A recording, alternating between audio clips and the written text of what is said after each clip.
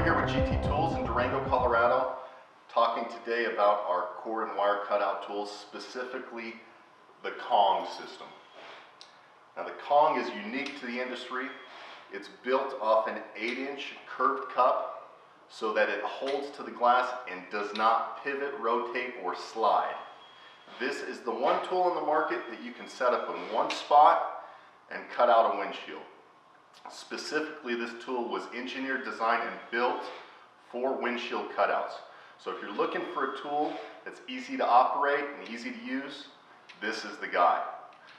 This tool is built, again, like all of our tools, off of a solid block of 6061 aluminum, hardened stainless steel components.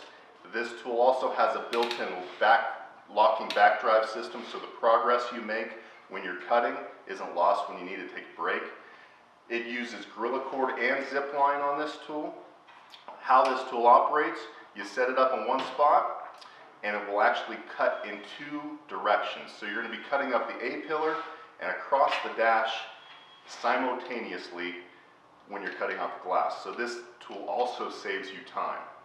You can order this tool through gtglass.com or through an authorized distributor.